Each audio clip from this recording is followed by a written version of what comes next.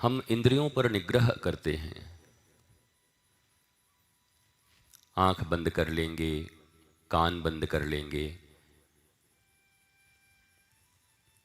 जोर करेंगे जिह्वा पर कब तक?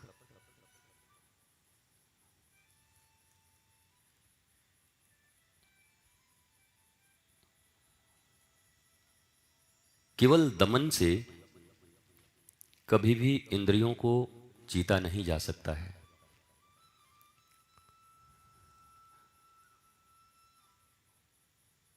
और अनियंत्रित इंद्रियां मन को दूषित करती रहती हैं। और दूषित मन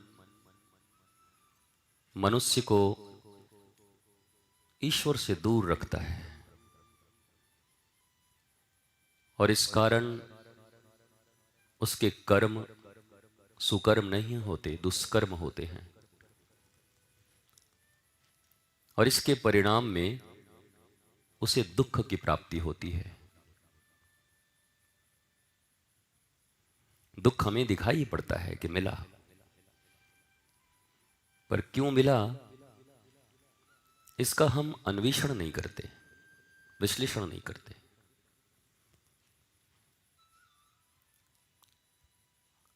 हर इंडिविजुअल्स को देखोगे कि अपने दुख से दुखी हैं, दुख की चर्चा करते हैं। दुख से निवृत्ति कैसे हो, इसके लिए वो थोड़े दान दक्षिणा, कुछ पाठ पूजा इत्यादि कर लेते हैं, सोचते हैं दुख से निवृत्ति मिल जाएगी। पर यह संभव नहीं है, ये कठिन है।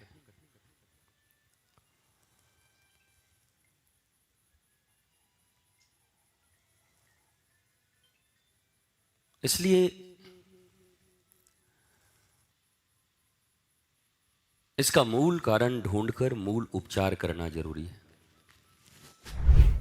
बाकी सारे उपचार काम नहीं करेंगे।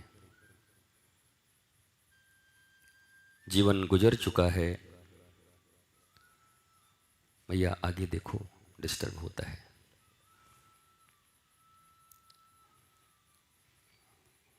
ये निकुंज है मां, यहां तो फोन अलाउड ही नहीं है, कुछ भी नहीं। जीवन के बंधन से कुछ समय के लिए मुक्ति का जो संकल्प लेकर आते हैं, उनका ही यहां प्रवेश का अधिकार है, अन्य का नहीं है।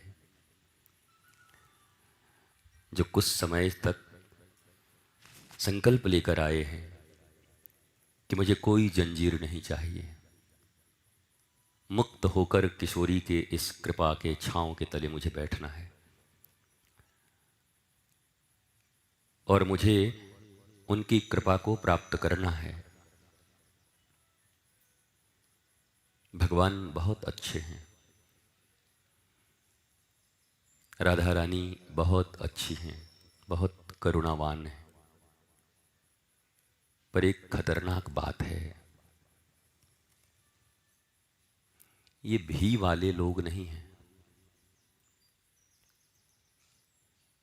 भैया भी मेरा, बहना भी मेरी, काका भी मेरे, आंटी भी मेरी, तो ये लोग तो चल जाते हैं भी वाले। पर जहां किसी ने कहा कि किशोरी जी भी मेरी और कृष्ण भी मेरे, तो ठाकुर जी वहीं से नंबर काट देते हैं। बोला भाग, तेरे जैसों की यहां कोई गिनती है? भी में मैं रहता हूं, भी वो ही में रहते हैं। मेरे तो गिरधर गोपाल दूसरो न कोई। पहला लाइन सहज है, सारी दुनिया बोले जा रही है। भगवान मेरे हैं, राधा रानी मेरी हैं, ठाकुर जी मेरे हैं, गणेश जी मेरे हैं। ठाकुर जी बोल रहे हैं अच्छा, दूसरा लाइन बोल आगे। दूसरा लाइन है दूसरो न कोई, उसके बिना सुनते ही नहीं। जब कोई दूसरा अभी भी मौजूद है, जब मैं था तब हरि नहीं, अब हरि हैं मैं नाही, दूसरे की तो बात छोड़ो, मैं भी है तब भी नहीं रहते। दूसरा तो दूसरा हो गया ना, मैं। ये जो मैं का भाव है ये हो तब भी नहीं रहते वो। बोला मैं भी और ठाकुर जी भी। बोला फिर भी बोलिस भी। जब मैं था तब हरि नहीं, अब हरि हैं मैं नाही। प्रेम गली अति सांकरी, तामे दो न समाही। अब जरा सोचो, जो दो में ही समाने को राजी नहीं है और हम पूरी दुनिया लेकर उसको समवाने के लिए तैयार है। रोज नूरा कुश्ती कर रहे हैं कि सबको लेके उसको भी समेट ले। ठाकुर जी मुस्कुरा रहे हैं, मरा जाएगो कुछ दिन के बाद, पर होनो कछु ना आए। ठाकुर जी मुस्कुराते हैं, मरेगा कुछ दिन के बाद, पर इसका होना जाना कुछ नहीं है। क्यों? क्योंकि मेरा सिद्धांत है, मेरे तो गिरधर गोपाल दूसरों न कोई। यह संकल्प और यह सिद्धांत जिनके जीवन में है, ठाकुर जी वहीं प्रतिफलित होते हैं। और एक मजे की बात सुन लो, दुनिया से बड़ा दुनिया बनाने वाला है, जगत से बड़ा जगत पिता है। तो जिसने एक बार जगत को छोड़कर और उनको कहा कि तुम ही मेरे हो, तो फिर सारा जगत तो उन्हीं का है। जब वो मेरे हैं तो फिर सारा जगत भी मेरा है। सिद्धांत तो यही है, तुम दुनिया पाकर उनको पाना चाहते हो जो कभी संभव नहीं, और मीरा उनको पाकर सारी दुनिया पा जाती है। और ये संभव है, पहले उनको पाओ फिर सारी दुनिया पाओ, क्योंकि उन्हीं का संसार है। अब उनका प्रसाद है ये। अब ये मेरे रिश्तेदार, मेरे परिवार, मेरे परिजन, मेरे मित्र, ये सब भगवत प्रसाद हैं, ठाकुर जी के हैं, इसलिए मेरे भी हैं। ठाकुर जी के हैं इसलिए मेरे हैं, तब तो चलेगा। मेरे हैं तो यहां ठाकुर जी स्वीकार नहीं कर, तेरा है तो तू देख अपना संभाल। और आगे गाड़ी कहीं ठुक गई तो तुरंत हे भगवान बचाना। ठाकुर जी बोले मैं कहां, तेरे हैं तू देख। नहीं अब तो याद कर रहे हैं ना। बोला अब तो सब याद करते हैं। दुख में सुमिरन सुख में करे, और जो सुख में सुमिरन करे तो, वाह क्या सिद्धांत है। पर वही मौखिक ज्ञान नहीं व्यवहार, ऐसी शिक्षा को धिक्कार। ये मौखिक ज्ञान हम सबके पास है, पर आचरण में नहीं है। और दुख इसीलिए है। लोग कहते हैं ना कि क्या सत्संग जाना दीदी, वही बात तो रोज होता है, हम तो सब जानते हैं। जानते हो क्या मानते भी हो, चलते भी हो? नहीं ना, तो जानते तो बहुत कुछ है। जानते हैं कि हलवा कैसे बनता है, खूब जानते हैं। और घर में चुपचाप बैठे हैं हाथ ऐसे करके, फालतू बात नहीं, मैं सब जानता हूं हलवा कैसे बनता है। वो हाथ बांधे रहो, हलवा आ जाएगी, मर जाओगे, उठ जाओगे वहीं से, हलवा कभी नहीं आएगा। जानते तो हो, आया नहीं। बोला महाराज बनाए नहीं ना, आ गए ना जगह पे। तो शास्त्र जानते सब है। भक्ति करनी चाहिए, कीर्तन करना चाहिए, कीर्तन कर रहे हैं, मंदिर जाना चाहिए, उपवास रहना चाहिए, व्रत करना चाहिए, सब जानते हैं, पर हो नहीं रहा है। व्रत माने संकल्प। अभी नवरात्रा का व्रत चल रहा है ना, अब आज से प्रारंभ हुआ नवरात्रा। व्रत मतलब संकल्प, व्रत माने संकल्प। और उपवास मतलब तन मन प्राण उनके पास, उनके समीप, उपवास। ध्यान से सुनो, ये शास्त्रीय अर्थ है। तुम्हारा नानी दादी पुरखी का कोई होगा तो मुझे पता नहीं, उस अर्थ से मेरा कोई लेना देना भी नहीं। शास्त्र के अर्थ ही काम आएंगे तुम्हारे। उपवास मतलब उनके पास, समीप। तो इन 9 दिनों तक हमारा मन, हमारा तन, हमारे प्राण, विचार, कर्म सब माता के पास हो, धर्म के पास हो, शुभता के पास हो, पवित्रता के पास हो। और यह संकल्प लेना पड़ता है। 9 दिवसीय व्रत, और अब मैं उपवास हूं। पहले व्रत, पहले संकल्प लिया कि इन 9 रात्रियों को मैं उपवास रहूंगा, अर्थात गोरख धंधे छोड़कर 9 रात्रि तक, 9 दिन तक मां के अनुरूप, धर्म के अनुरूप, शास्त्र के अनुरूप, गुरुवाणी के अनुरूप अपने जीवन को 9 दिन 9 रात्रि तक हम चलाएंगे। यह हमने संकल्प लिया। अब बताओ, यह संकल्प किसने लिया और फिर किसने पूर्ण किया? आज प्रथम दिवस है। शैलपुत्री, माता शैलपुत्री। शैल माने पत्थर,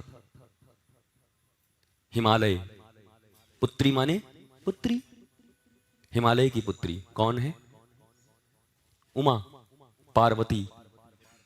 कौन है? हिमालय की पुत्री है। शैलपुत्री प्रथम, पार्वती का प्रथम स्वरूप, माता पार्वती का ही प्रथम स्वरूप। क्या नाम है? शैलपुत्री। ये शैलपुत्री क्यों जन्म ले रही हैं? क्योंकि पिछले लीला काल में, जन्म में सती न कथा में रुचि रखती हैं, न शिवजी के बातों पर पूरा विश्वास करती हैं, और भगवान का परीक्षा लेने चली जाती हैं। कथा सुनने गई कुंभज ऋषि के पास, तो कुंभज ऋषि ने प्रणाम कर दिया शिवजी को। शिवजी ने कुंभज ऋषि को प्रणाम किया और कुंभज ऋषि ने शिवजी को प्रणाम कर दिया। और जब कुंभज ऋषि कथा करने लगे तो सती ने सोचा, है ये का कथा सुना है, ये तो मोर पति हर खुदे प्रणाम करत है। आप छत्तीसगढ़ी समझते हैं ना? कभी कभी उल्टा हो जाता है। मैं छत्तीसगढ़ में छत्तीसगढ़ी बोलता हूँ और सामने वाला आदमी समझता ही नहीं, बोला ये क्या है भाई? तो हम ही को लगता है हम लोकल हैं, बाहर से कहीं से आ रहे हैं। हम इतना कोशिश करके सीखे हैं छत्तीसगढ़ी, और छत्तीसगढ़ वाले अंग्रेजी सीख के बैठे हुए, उनको आता ही नहीं। तो कभी कभी ब्लैंक हो जाते हैं। हम सोचते हैं समझ रहे होंगे, हमको लोग ऐसे देखते हैं कि बाबा कहाँ के हैं, कहाँ का भाषा बोल रहे हैं, और मुझे लगता है मैं लोकल भाषा बोल रहा हूँ। इतना ज़्यादा संस्कृति का लोप हुआ है। जो छोटे छोटे बच्चे हैं ना, वो तो मेरे को ऐसे देखते हैं छत्तीसगढ़ वाले, मम्मी ये क्या बोल रहे हैं? अरे बेटा तुम्हारे स्टेट का भाषा बोल रहे हैं, तुम न सीखे हम सीख लिए, और तुम भी सीखो, ये मातृभाषा है। तो सती ने अवज्ञा किया, धोखा खा गई। शिव तो औघड़दानी है, कल्याण स्वरूप है।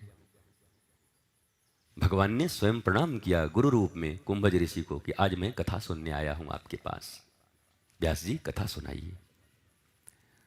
अब ऋषि साक्षात शिवजी को द्वार पर देखते हैं, तो उन्होंने अपने कर्तव्यों का पालन किया। वाह, शिवजी आ गए हैं, दंडवत प्रणाम है। पर लीला काल में सती को लग रहा है कि जो व्यक्ति मेरे पति का चेला जैसा है वो हमको क्या कथा सुनाएगा। तो शिवजी तो बड़े मस्त होकर कथा सुन रहे हैं, पर सती जी का मन नहीं लग रहा है। यहां भी है क्या कोई सती कि शिव जी का लग रहा हो, सती का ना लग रहा हो? यहां उल्टा तो नहीं है कि सती का लग रहा हो, सता का ना लग रहा हो? ऐसा भी हो सकता है कोई, उल्टा ही सता का ना लग रहा हो, सती का लग रहा हो। तो मन नहीं लगता उनका। अब कथा को सुना नहीं, हल्के में लिया। अब रास्ते में जब वापस आने लगी तो रामावतार चल रहा है। भगवान राम, सीता जी का हरण हो चुका है और ठाकुर जी वन में रो रहे हैं। हे खग हे मृग, ये करते हुए जगह जगह रो रहे हैं।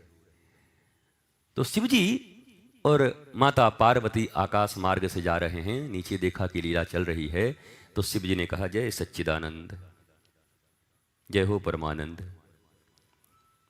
तो माता सती ने कहा, हमारे पति से भी कोई बड़ा है क्या? ये किसको प्रणाम किए? तो नीचे देखी तो एक आदमी हाय हाय रो रहा है। तो बोली ये लग रहा है कुछ ज्यादा चढ़ गया क्या इनको, किसी को प्रणाम करते चल रहे। बोले महाराज किसको प्रणाम किया? बोला वो मरे इष्ट हैं प्रभु राम सच्चिदानंद। बोला आनंद तो उनमें कहीं दिख नहीं रहा है, हाय हाय रो रहे हो और तुम कह रहे हो आनंद, वो तो रो रहे हैं। अरे बोला देवी शंका मत करो, लीला चल रही है। पर भगवान शिव अर्थात कल्याण अर्थात अपने पति अपने स्वामी का बात सती ने नहीं सुना और परीक्षा लेने चली गई। और परीक्षा लेने गई तो अब देखो सीता जी का रूप बना लिया। राम जी रो रहे थे, हमारे तुम्हारे ऐसा आदमी रहे, बेटा बेटी खो जाए, पत्नी खो जाए, अब अचानक बिल्कुल उसी के जैसा कोई सामने आ जाए तो दौड़ पड़ेंगे, हाँ कहाँ रईस। बाद में भले ही पता चले है कि नहीं है, लेकिन दौड़ पड़ते, हम तो मरी गए थे तेरे बिना, तू कहाँ थी। पर भगवान ने देखा सामने बिल्कुल जानकी की तरह खड़ी, बिल्कुल सेम डिटो जानकी। भगवान रोते रोते सामने देखे पर भगवान ने प्रणाम किया, कहा ओहो कहां घूम रही हो माते अकेली, और बैल वाले बाबा दिख नहीं रहे हैं, आजकल जंगल असुरक्षित है, हमारी वाली तो गई, तुमको भी न ले जाएं, सो ध्यान से बाबा के साथ घूमा करो, अकेले कहां घूम रही हो। सो माता लज्जित हो गई, पानी पानी हो गई। हम सीता के स्वरूप में आए फिर भी हमें पहचान गए, पति ठीक ही कहते थे, सच्चिदानंद परमानंद यही ईश्वर हैं, यही परमात्मा हैं। वापस आई, पूछा भगवान ने सब ठीक ठाक, परीक्षा उरीक्षा तो नहीं ले ली ना? परीक्षा कैसे ले लेंगे, गजब बात करते हैं आप, आपका हर समय यही शंका ठीक नहीं लगता। अच्छा बता देती कि भूल हो गई बाबा, परीक्षा तो ले ली हूं लेकिन पहचान गए हैं। पर वो माँ ने बोला यही आपका ठीक नहीं लगता, हर समय शक करते रहते, कभी मेरे बारे में सही भी सोचा करिए। भगवान बोले हम तो सही सोच रहे हैं पर आप सही कर नहीं रही हैं, हम तो सही सोच रहे हैं, हम सही सोचें इससे ज्यादा जरूरी आप सही करें। आधी दुनिया इसी में परेशान है कि लोग हमारे बारे में सही सोचें, हम सही करें इसके लिए हम परेशान नहीं हैं। मेहनत किस लिए कर रहे हैं, ताम झाम इधर उधर सब क्यों ये कुनबा बढ़ा रहे हैं, ऐसा मामला बनाओ कि हमारे बारे में ऐसा सोचें। काश कि जितना परिश्रम हम लोगों ने संसार को ये दिखाने में लगाया कि हम ऐसे हैं, उसका 10% भी अगर हमने परिश्रम वैसा होने में किया होता तो आज हम वैसे हो गए होते। पर हम करना नहीं चाहते, बस दिखना चाहते। हर आदमी वैसा दिखना चाहता है, करना नहीं चाहता। और 5% भी जिसने किया जिंदगी में, दिखाने की चिंता नहीं है उसको, ये कोई देख के क्या समझेगा, वो करता है और वो होता है। मेरे गुरुदेव कहा करते टू डू टू बी, अगर होना है तो करना पड़ेगा, बिना किए कुछ होगा ही नहीं। तो सती जी ने बात नहीं सुनी और अंत में तो आपने ये भी सुना होगा कि जब यज्ञ हो रहा था दक्ष प्रजापति के यहां तो सब देवता लोग जा रहे थे, और देवता लोग भी वैसे ही हैं, देवता देवता और देवी लोग कैलाश के ऊपर से ही जा रही थी गड़गड़ गड़गड़ करते हुए, हेलीकॉप्टर लेके जो भी हो उनके पास। क्यों? वो जानबूझ करके। और ये पूछे ये क्या है, इनको भी पता नहीं था। कहा अरे आपके पिताजी के यहां यज्ञ हो रहा है। और ये बोला हमको निमंत्रण नहीं। तो बोला कोई बात नहीं, पिताजी हमारे हैं, घर हमारा, निमंत्रण की क्या जरूरत है, मैं जा रही हूं। शिव जी ने कहा देख लो देवी, उचित नहीं लगता है, बस आपका तो यही है, अब अपने पिता के घर में भी निमंत्रण की जरूरत है जी, पिता है मेरे, मैं नहीं जा सकती। तो भगवान ने कहा कि जा सकती हो देवी, पिता के घर और मित्र के घर जाया जा सकता है बिना निमंत्रण के भी, पर तब जाया जा सकता है जब ये कन्फर्म हो कि वहां कोई विरोधी नहीं है या वो विरोधी नहीं है। पर ये तो तय है कि दक्ष मेरे विरोध में है, जहां देखते हैं मेरा मजाक उड़ाते हैं तुम्हारे पति का। तो मुझे नहीं लगता कि तुम्हारा जाना ठीक होगा। तुम जाओगी, और तुम तो मुझे प्रेम करती हो, अगर मेरा अपमान कर दिया उन्होंने तो तुम बर्दाश्त भी नहीं कर पाओगी। मुझे तो कुछ नहीं, मेरा अपमान रोज ही करते तुम्हारे पिता, रोज ही बोलते नंगा है, कुछ नहीं पहनता, पता नहीं कहाँ से विवाह हो गया, हे भगवान कर्म फूट गए थे, कहाँ से ये मिल गया। पर भोलेनाथ तो भोलेनाथ, कोई फर्क नहीं पड़ता। पर आपको नहीं बर्दाश्त होगा, आप सहन नहीं कर सकती। और हुआ भी वही, गई, और जाने के बाद क्या हुआ, बहनों ने मजाक उड़ाया, सती माता की अपनी बहनों ने। अच्छा अच्छा आई हो, वो कहाँ है, बैल नहीं दिख रहा है, बैले पे आए होगे ना चढ़ के, गाड़ी उड़ी तो होगी नहीं तुम लोगों के पास, बैल पे चलते हैं तुम्हारे पति, बैल पे आई हो बैठ के, घर और लिए कि अभी भी वहीं पहाड़े पे रह रहे हो, कैलाशे पे हो कि फ्लैट लिया अभी तक। हम लोग को तो हो गया अपना, पप्पू के पापा ने एकदम ले लिया 5 BHK, आपका कुछ नहीं हुआ। अपनी बहनें, नाना प्रकार से अपनी बहनें, सती मां की बहनें। इसलिए कभी जीवन में विवाह इत्यादि होने के बाद अपनी बहन अपमान करे ना, तो ये सोच के मुस्कुरा देना कि जब सती माता की बहनें उनका अपमान कर गई तो हमारी बहनें क्या तो कर ही सकती। इस भाव से अपने आप को संयमित कर लेना। बोला ये तो पहले से चला आ रहा है, ये कर ही देते हैं। सबने अपमान किया, और जब दक्ष प्रजापति ने सभी देवताओं के भाग दिए, यज्ञ होता था, हविष्य, पर भोलेनाथ को नहीं दिया, तो बहुत क्रोधित हुई सती माता, अपमानित हुई, और जलती हुई अग्नि में हवन कुंड, उसी में कूदकर अपने प्राणों का परित्याग कर दिया। तो मैं बार बार इस बात को ऐसे कहता हूं कि अगर आज के डेट में ये हुआ होता तो कोई थोड़ी कहता कि योगाग्नि में शरीर भस्म कर दिया। क्या लिखते कि पिताजी के घर में गए, अपमान हुआ और सुसाइड। आज का मीडिया क्या लिखता, सुसाइड कर लिया उन्होंने, आत्महत्या कर ली। अब जरा देखो, आप ध्यान से सुनना, आज प्रथम रात्रि है, शैलपुत्री नवरात्रि। जब साक्षात जगदम्बा, सती जगदम्बा ही तो हैं, जब साक्षात जगदम्बा ने गुरु स्वरूप कुंभज का अपमान किया, सत्संग का अपमान किया, ईश्वर की परीक्षा लेने उतर गई अपने पति के कहने के बाद भी, और जब पुनः पति ने कहा कि वहां विरोध रखते हैं, आपके पिता जाना उचित नहीं है, तब भी पति की बात नहीं सुनी। नहीं नहीं, पति मतलब समझते हो, पति मतलब केवल ये पति पत्नी नहीं, स्वामी जिनको आप मानते हो, पति, जगत पति, जगत पिता भी हैं ठाकुर जी, और जगत पति भी हैं। पति माने स्वामी, जिनको हम स्वामी मानते हैं, जीवन में जिनकी बातों को हम स्वीकार करके चलते हैं, जिनकी आज्ञा को स्वीकार करके चलते हैं, तो वो स्वीकार नहीं किया उन्होंने। शिवजी गुरु हैं, शिव ही गुरु हैं और गुरु ही शिव हैं, यह गुरु गीता में कहा गया। अर्थात गुरु रूप में भी शिव जी हैं, और गुरु आज्ञा दे रहे हैं कि सती जी जाना ठीक नहीं होगा, मत जाइए। लेकिन अरे आपका तो बस दिन रात ही रहे, ये मत खाइए, वो मत खाइए, वहां मत जाइए, यहां मत सोइए, आपका तो बस नियम ही 40 ठो बना रहता है। जैसे हमारे से लोग कहते हैं गुरु जी का नियम ही इतना है ना कि कौन पालन करे, यहां मत जाओ तो वहां मत खड़ा रहो, तभी मत सो जाओ, कौन इतना नियम पालन, मत करो, सती बनो, हमें क्या है। स्वामी की प्रत्येक बात तुम्हारे ही मंगल के लिए। जो सत्य स्वामी हैं वो आपके मंगल के लिए ही वो बातें कह रहे हैं, और आपको अगर अपना ही मंगल स्वीकार नहीं है तो कौन बना सकता है आपका।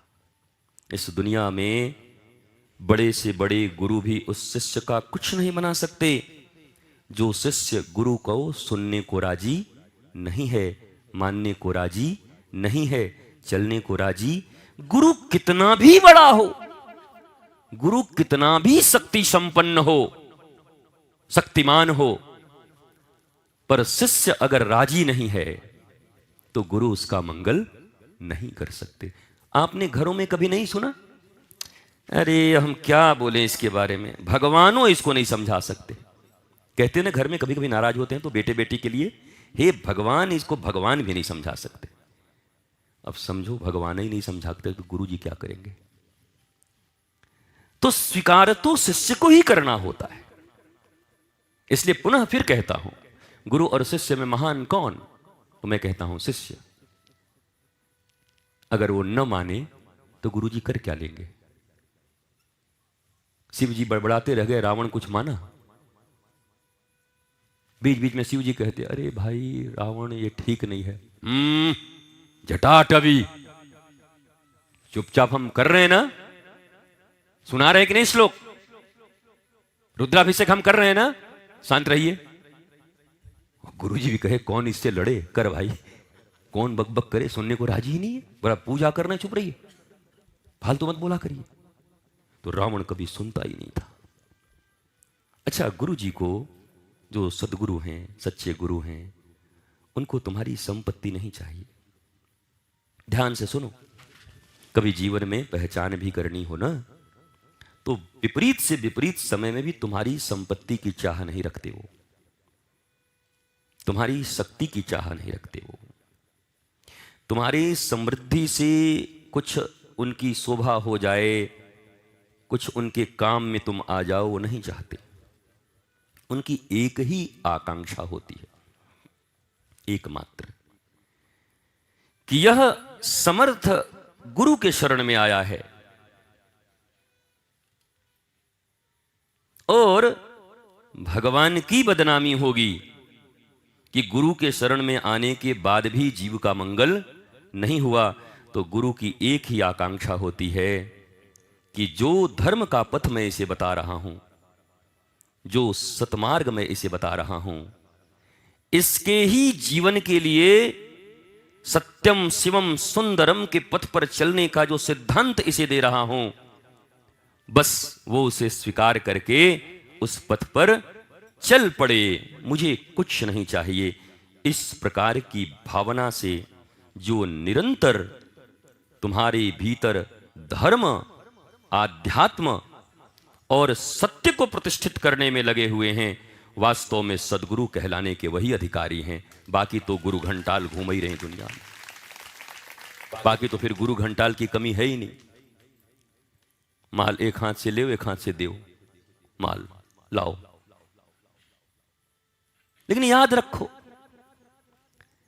ऐसी कोई संपत्ति नहीं जिससे गुरु की कृपा खरीदी जा सकती हो।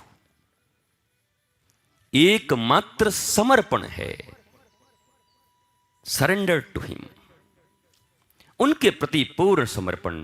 प्रभु, मुझे पता है मेरा आम खाने का मन है और आप नीम दे रहे हो, पर मुझे पता है आम खाऊंगा तो जीवन बचना कठिन हो जाएगा, और आज नीम इसलिए खिला रहे हो कि मेरे भीतर के रोगों की भी जानकारी तुम्हें ही है, ये रोग मुझे बचाएगा और दीर्घ जीवन देगा, इसलिए मेरे आम की इच्छा के बाद भी तुम मुझे नीम दे रहे हो। और नहीं लोग क्या है, ये गुरु जी ले मोर नहीं बनी, ये ना ये आम कहते नीम कह देते, ये मोर मन ले चलते नहीं है। भैया मैं तो कहता हूं कि गुरु को आत्महत्या कर लेना चाहिए जो शिष्य के मन से चले। शिष्य के मन से जिस दिन चलना पड़े गुरु जी को, उसके पहले ही आत्महत्या कर लें तो ज्यादा अच्छा रहेगा। वो शिष्य है, उसका मन नियंत्रित नहीं है, वो अपना भी मंगल नहीं जानता। उससे ऐसे अनंत निर्णय अभी तक हुए हैं जिसके कारण वो अभी उतना कष्ट में है, शोक में है, दुख में है, डिप्रेशन में है, अभाव में है, और आगे भी वो निर्णय ऐसा लेगा जिससे उसके और संकट बढ़ेंगे। कभी कभी शिष्य प्रसन्न होते हैं तो क्या कहते हैं मोर गुरु जी ना मोर मन लायक मिले है, मतलब बंटाधार तोहर मन लायक गुरु मिले हो ही तो तोर बंटाधार होना तय है, अब कोई नहीं बचा ही तोरा। मन के लायक गुरु ये मन तो भरोसे के काबिल ही नहीं है। ये अभी लगता है बहुत अच्छा है, पर 1 मिनट के बाद कैसा बदलेगा कुछ खबर नहीं है। मन पर भरोसा मत करना, बिल्कुल मत करना। ये सब इंद्रियों के अधीन है, इंद्रियां कुछ और दिखाएगी और ये भटक जाएगा। इसलिए मन के लायक गुरु मत खोजना, मन के लायक गुरु नहीं खोजना, बल्कि गुरु के मन के लायक मैं बन जाऊं, इस भावना को लेकर गुरु के पास जाना। हम मन के लायक गुरु खोज रहे हैं। ये वाले गुरु जी के पास गए थे ना, तो करीब करीब 30% हमारे मन के थे। अभी जो मिले हैं ना बुढ़ाऊ, ये 50% है। और वो जो दिखा थे ना जवन का गुरु, वो तो 80% मोर मन के है। और वहां नंबर लगाए हो, अभी मिलत नहीं है। वो लगत है कि मोर मन लायक है। बारे ये मॉल में माल खोज रहा है, हाँ? मॉल में ये सामान ढूंढ रहा है, गुरु ढूंढ रहा है, गुरु खरीद रहा है मन के लायक।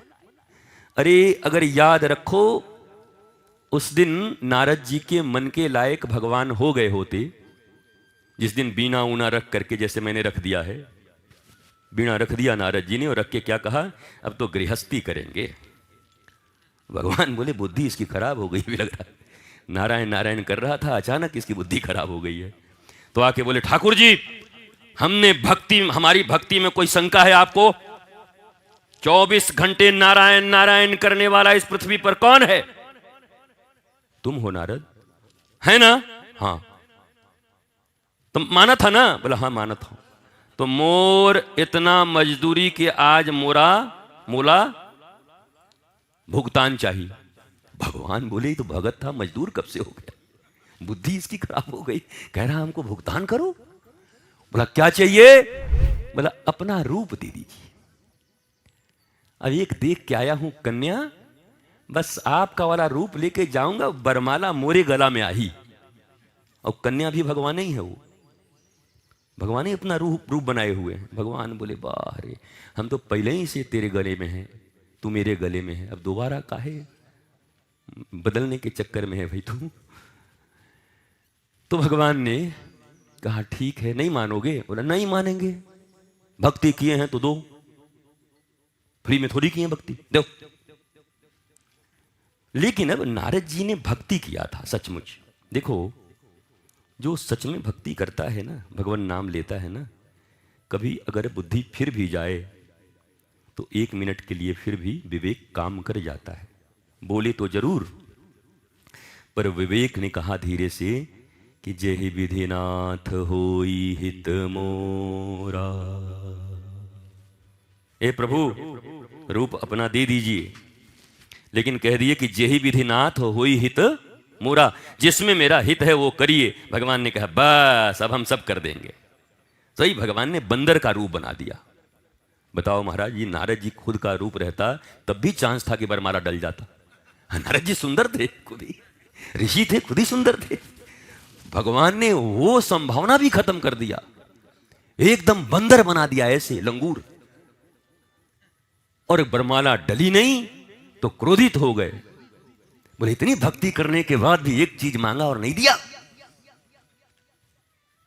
तो आज मैं जैसे रोत हूं ना ओकर वियोग मां, बताओ अभी विवाह हुआ नहीं है, उसके वियोग में रोना शुरू कर दिए। देख लो, अभी हुआ नहीं है, बिना हुए रोना शुरू कर दिए। भगवान हंस रहे हैं कि बेटा, बिना हुए जिसके लिए रो रहा है, हो गया तो क्या होगा, जरा ये क्यों नहीं सोचता? तो बोला मैं उसके लिए रो रहा हूं ना, एक दिन आपको भी अपने वाली के लिए रोना पड़ेगा। तो भगवान ने कहा ठीक है, रामा अवतार लेंगे, जानकी का हरण करवाएंगे, रोएंगे। भक्त बड़े भगवान से, प्रबल प्रेम के पाले पड़कर प्रभु को नियम बदलते देखा, अपना मान भले टल जाए पर भक्त का मान न टलते देखा। तुम्हारा यही मांग है तो पूरा करेंगे, और सीता के वियोग में हम रोएंगे। और यही सीता के वियोग में रो रहे थे तो उधर तो नारद जी का गड़बड़ हुआ था, इधर सती माता का गड़बड़ हो गया। ये भगवान कोई ना कोई लीला करें तो कोई ना कोई फंसता जरूर है। हाँ, ध्यान से रहना। भगवान की लीला में जरूरी नहीं कि किसी का सबका मंगल ही हो जाए, कुछ लोग लीला ही में फंस जाते हैं, बड़ा मुश्किल। अब बताओ, वो भगवान श्री राम जो सती माता को सीता के स्वरूप में देखकर एक क्षण में पहचान जाते हैं। क्या वो मारीच को सोने के मृग बन के आया देख के पहचान नहीं गए होंगे? नहीं? कमी थी पहचानने में? नहीं थी। तो इस प्रसंग का तो कभी, आज निकुंज में बैठे हैं, आज रामई प्रसंग हो गया महाराज। क्या करें, आज नवरात्रा है, देवी जी सवार हो गई हमारे ऊपर में। न चाहो तब भी देवी, राधा रानी तो रहती हैं हमेशा। राधा रानी बोली, पुत्र मेरा ही स्वरूप तो है, मैं ही तो हूं शैलपुत्री के रूप में। भैया सारे रूप तो वही माँ की ही है, वही राधा रानी है, वही दुर्गा है, वही कात्यायनी है, वही शीतला माता है, वही काली माता है, सब उन्हीं का रूप है। एक ही आटा है, कोई पूड़ी बनाओ, कोई पराठा बनाओ, कोई सत्तू भर के लिट्टी बनाओ, कोई बाटी बनाओ, जिसको जो मन है वो बनाओ, पर गेहूं वही है। तो रूप अलग अलग हैं पर मां वही हैं, शक्ति वही हैं, आह्लादिनी। तो शैलपुत्री का अर्थ है इस जन्म में जो जो कार्य सती माता से त्रुटि हुआ, अब उन्होंने कहा कि मुझसे त्रुटि क्यों हुआ? क्योंकि मैं अटल नहीं थी, अविचल नहीं थी, मैं कठोर नहीं थी गुरु के नियमों में, स्वामी के नियमों में। इस बार मैं अटल, अविचल, कठोर बन करके आऊंगी, मतलब हिमालय की पुत्री बन करके आऊंगी। और अब वो हिमालय की पुत्री बन करके आई पार्वती के रूप में, और उनका नाम हुआ शैलपुत्री। तो आज शैलपुत्री का पूजन है। हमारे आपके जीवन में भी सती माता की तरह बहुत आचरण हैं। आज प्रथम शैलपुत्री के दिवस में हम आप भी संकल्प करें कि हमें सती माता के रोल में नहीं रहना है। हमें किनके रोल में रहना है? उमा पार्वती शैलपुत्री के रूप में। मतलब हिमालय की तरह अटल संकल्प जिसका हो, हिलने वाला ना हो, खड़ा हिमालय, अटल हिमालय, अविचल हिमालय, ऐसे संकल्प हों धर्म पथ पर चलने के लिए, सतपथ पर चलने के लिए। धर्म सतपथ पर चलने का परिणाम क्या है? आनंद। धर्म पथ पर चलने का परिणाम क्या है? और आनंद किसको नहीं चाहिए? आप में से किसको नहीं चाहिए? बताइए, आज ही हम कंफर्म कर देते हैं, जीवन में कभी नहीं मिलेगा। किसको नहीं चाहिए? सबको आनंद चाहिए, पर आनंद पाने के लिए धर्म के पथ पर चलना होगा। और धर्म पथ का निर्धारण हमारे जीवन में कौन कर सकते हैं? बोला, हमारे जैसे ही जीवंत मनुष्य के रूप में हमारे गुरुदेव भगवान ही धर्म पथ का निर्धारण करेंगे कि ये पथ धर्म का है, ये पथ सत्य का है। इस पथ पर चलने से धर्म का अनुसरण होगा, और इस धर्म के अनुसरण के प्रतिफलन में तुम्हारा जीवन आनंदित होगा। यही पूरा आध्यात्म है, यही कथाएं हैं, यही निकुंज है, यही सत्संग है, और इसको ही आध्यात्म कहते हैं। इस धर्म के, धर्म बड़ा कठिन है, बड़ा सहज है। धर्म से सहज कुछ नहीं है। आध्यात्म से सहज, सरल, सस्ता कुछ नहीं है। वो आदमी को क्या लगता है? धर्म बड़ा कठिन चीज है। और आप जो दिन रात कर रहे हैं, कर्म कूट रहे हैं, हाय हाय कर रहे हैं, धोखे खा रहे हैं, फिर भी कोई अपना नहीं हो रहा है। रोज 5 धोखे मिलते हैं, रोज 5 अभाव होता है, रोज 5 बार कोई दिल को दुखाता है, रोज 100 इच्छाएं पूरी नहीं होती, रोज जीवन में अनंत शोक घेरे रहते हैं। क्या इससे कठिन है क्या? ये इतना कठिन है जीवन।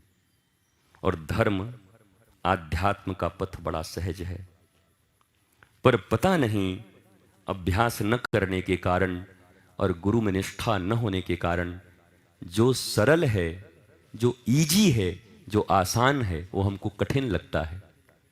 और ये जीवन नरक वाला कितना कठिन है। अभी जो जीवन जी रहे हैं कितना कठिन है।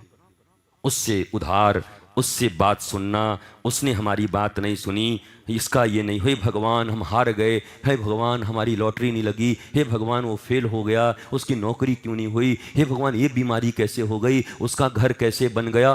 कितनी परेशानी है, कितनी चिंताएं हैं। ये सहज लग रहा है। और धर्म का मार्ग गुरुदेव के बताए पथ पर चलें तो आनंद तो आपके पीछे पीछे चलेगा। अभी आप आनंद के पीछे भाग रहे हो और आनंद मिल नहीं रहा है। और जैसे ही गुरुदेव के सिद्धांत को मानकर, आज्ञा मानकर आप उस पर चलना प्रारंभ करोगे तो फिर आपको आनंद के पीछे नहीं भागना होगा, आनंद आपके पीछे पीछे भागेगा कि थोड़ा हमको ले लो ना, थोड़ा हमको ले लो ना, थोड़ा हमको ले लो ना, फिर आनंद भागेगा। इसलिए इस निकुंज में जब भी हम बैठते हैं तो इस लाइन को जरूर गुनगुनाते हैं। गुरु वचनों को रखना संभाल के, एक एक वचन में गहरा राज है। जिसने जानी है महिमा गुरु की, उसका डूबा कभी ना जहाज है, उसका डूबा कभी ना जहाज है। दोनों हाथ एक बार ऊपर उठाइए और वृंदावन के इस पवित्र भूमि पर बैठकर, चूंकि ये भूमि, ये रज वृंदावन का रज है, ये छत्तीसगढ़ के रज में ब्रज के रज को मिलाया गया है जहां आप बैठे हैं। और ये लता, ये पता मैंने आपको बताया था कि जब हम यहां आए थे तो कई वर्षों के बाद भी ये वृक्ष बढ़ ही नहीं रहे थे, ये इतने ही बड़े थे, कीड़े लग गए थे, सड़ जा रहे थे, घर वाले परेशान थे। और एक दिन एक मतवाला वृंदावन से आया और आकर के एक एक वृक्ष को छूटा हुआ निकला और अगले पल से वृक्ष बढ़ करके इतने बड़े बड़े होने लगे, क्योंकि उनको वृंदावन का रज लग गया, किशोरी की कृपा मिल गई। ये वृक्ष में कीड़े लगे थे, बढ़ते ही नहीं थे, 2-2, 3-3 साल में इतने बड़े थे। पर ऐसा ब्रज का, ब्रजेंद्र नंदन का, किशोरी जी की कृपा ऐसी हुई इन वृक्षों पर कि ये वृक्ष भी हरित हो गए। और वृंदावन के वृक्षन को मर्म न जाने कोई, जहां डाल डाल और पात पात पर श्री राधे राधे हुए, ये सारे वृक्ष राधा राधा कर रहे हैं। गुरु वचनों को रखना संभाल के, एक एक वचन में गहरा राज है। और जिसने जानी है महिमा गुरु की, उसका डूबा कभी ना जहाज है। गुरु वचनों को सब बोलिए और दोनों हाथ ऊपर करके ताली बजाइए और किशोरी जी से आशीर्वाद मांगिए, उनकी कृपा आप पर बरसे।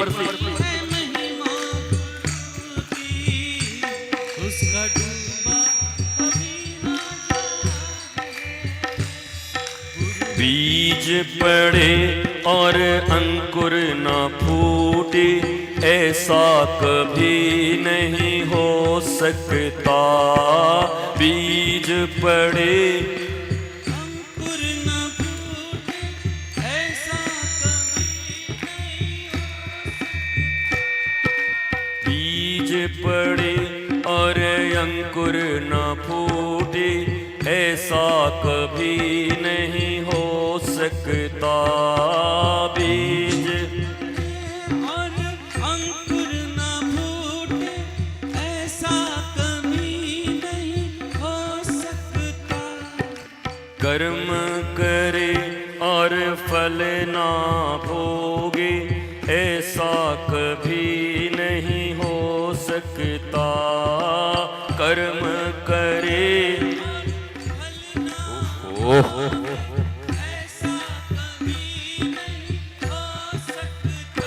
कर्म करने में तू होशियार है, फल भोगने में बड़ा ही लाचार है।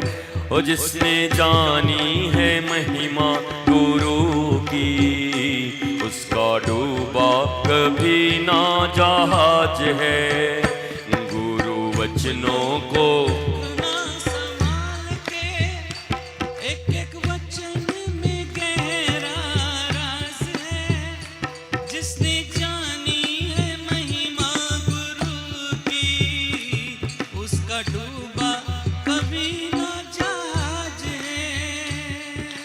दीप जले और अंधेरा मिटे ना, ऐसा कभी नहीं हो सकता।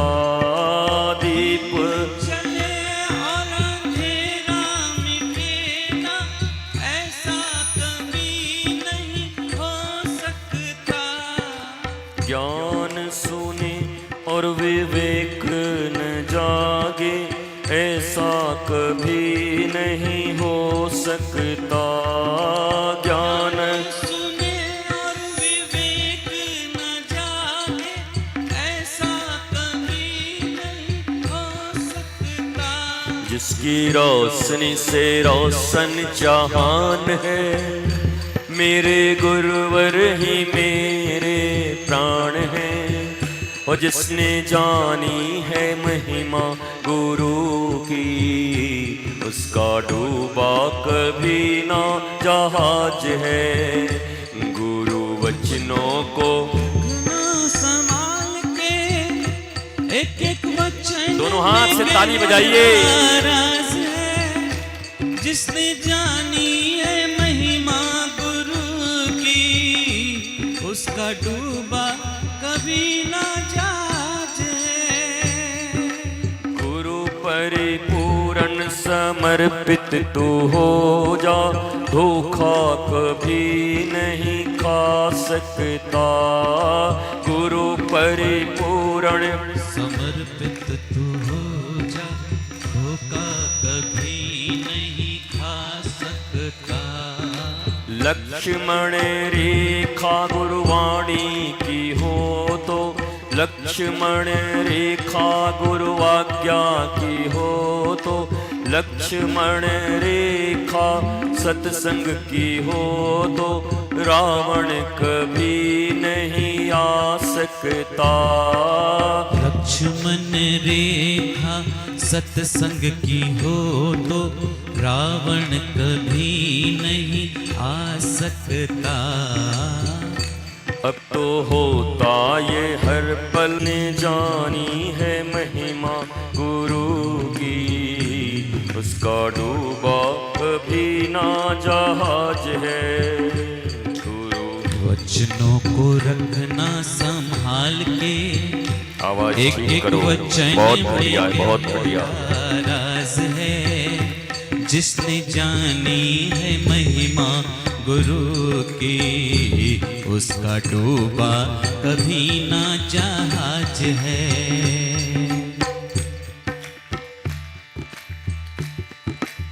दोनों हाथ से ताली बजाते रहिए, किशोरी जी को याद करते रहिए, गुरु निकुंज वचनों वन को को याद करते रखना रहिए। संभाल के, एक एक वचन में गहरा राज है जिसने जानी है महिमा गुरु की, उसका डूबा कभी ना जहाज है। गुरु वचनों को रखना संभाल के, एक एक वचन में गहरा राज है जिसने जानी है महिमा गुरु की, उसका डूबा कभी ना जहाज है। ठोकर लगे सतगुरु ना संभाले, ऐसा कभी नहीं हो सकता। ठोकर लगे सतगुरु ना संभाले, ऐसा कभी नहीं हो सकता। जब हम पुकारे और वो न आए, ऐसा कभी नहीं हो सकता। जब हम पुकारे और वो न आए, ऐसा कभी नहीं हो सकता। उनके हाथों में सौंप दे हाथ तो, वो तो अंग संग तेरे साथ में। और जिसने जानी है महिमा गुरु की, उसका डूबा कभी ना जहाज है। गुरु वचनों को रखना संभाल के, एक एक वचन में गहरा राज है जिसने जानी है महिमा गुरु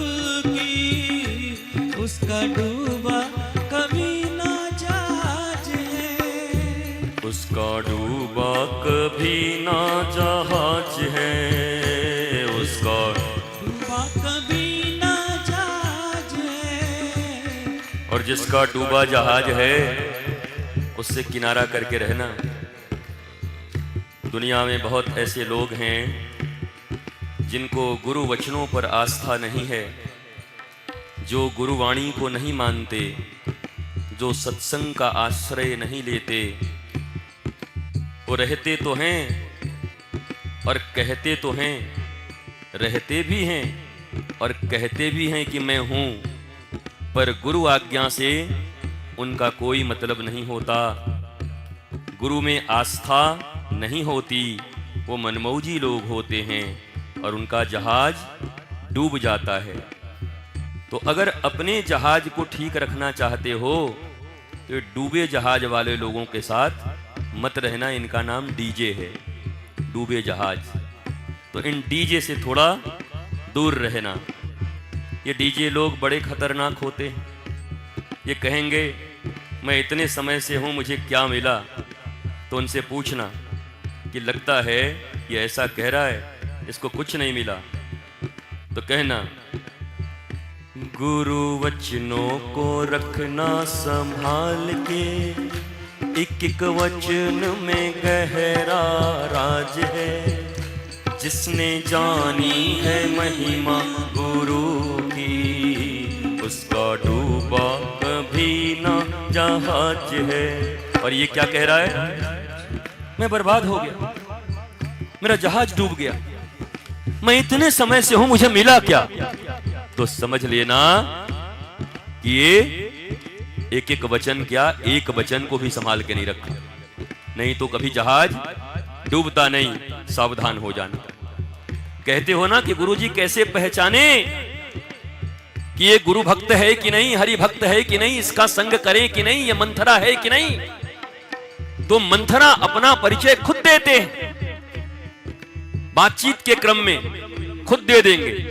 हम तो इतने समय से हैं, ऐसा है वैसा है, बड़ा तंगी है, बड़े अभाव में है, बड़े कष्ट में जी रहे हैं। तो समझ लेना डीजे, जहाज डूबा है। क्यों? इसने एक भी वाणी मानी नहीं, संभाला नहीं। कई लोग, हम इतने साल से हैं, अरे हम तो जुड़े थे, धोखा हो गया मेरे को, क्या मिला मुझे? गुरु परिपूर्ण समर्पित तो हो जा, धोखा कभी नहीं खा सकता। गुरु परिपूर्ण समर्पित तो हो जा, धोखा कभी नहीं खा सकता। और ये धोखा खा चुका है, इसका अर्थ है कि ये इसका समर्पण पूर्ण नहीं है। क्योंकि जिसका पूर्ण समर्पण है वो धोखा कभी, तो अपना परिचय खुद दे रहा है कि मैं मंथरा हूं, मेरा जहाज डूब चुका है। तो किनारा कट लेना। और फिर क्या बोलेंगे? बीज पड़े और अंकुर न फूटे, ऐसा कभी नहीं हो सकता। कर्म करे और फल न भोगे, ऐसा कभी नहीं हो सकता। गुरुवाणी छोड़कर, गुरु आज्ञा छोड़कर, सत्संग छोड़कर, शास्त्र छोड़कर, धर्म छोड़कर, ईश्वर आज्ञा छोड़कर तुमने मनमौजी कर्म किए, तो अब कर्म करने में तू होशियार है। कर्म करने में तू होशियार है, फल भोगने में बड़ा ही लाचार है। फल भोगने में बड़ा ही लाचार है। वो जिसने जानी है महिमा गुरु की, उसका डूबा ओ डूबा डूबा ओ डूबा डूबा ओ डूबा डूबा कभी ना जहाज है। गुरु वचनों को रखना संभाल के, एक एक वचन में गहरा राज है। जिसने जानी है महिमा गुरु की, उसका डूबा कभी ना जहाज है। उसका डूबा कभी ना जहाज उसका डूबा कभी ना जहाज है। ठोकर लगेगा, पर याद रखना अगर गुरु पर संपूर्ण भरोसा है और गुरु के ज्ञान में आस्था है, एक एक वाणी को सहेज कर और संभाल कर रखा है, तो ठोकर लगेगा पर संभाल भी देंगे वो। ठोकर लगे सतगुरु ना संभाले, ऐसा कभी नहीं हो सकता। ठोकर लगे सतगुरु ना संभाले, ऐसा कभी नहीं हो सकता।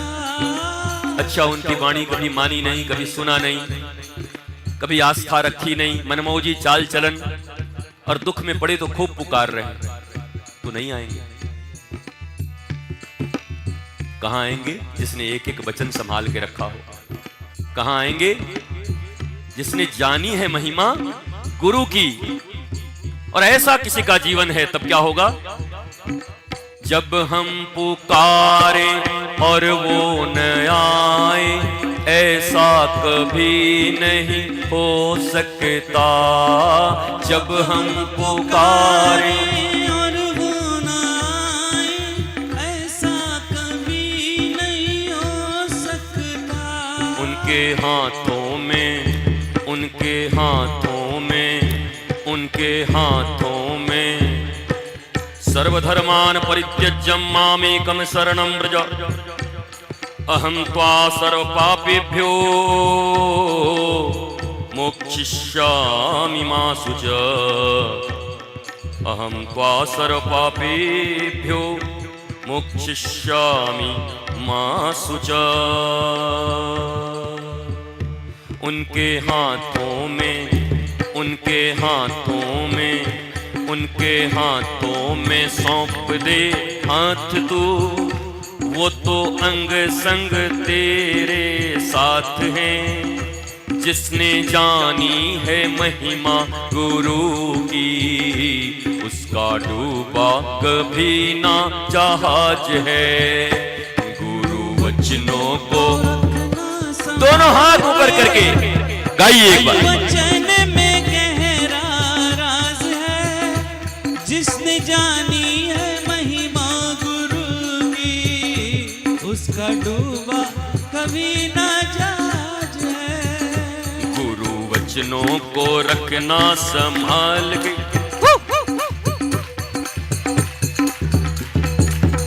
जिसने जानी है महिमा गुरु की, उसका डूबा कभी ना जहाज है। गुरु वचनों को रखना गुरु गोविंद दो खड़ी हेरी काके लागो पाए, बलिहारी गुरु अपना जिन गोविंद दियो लखाए।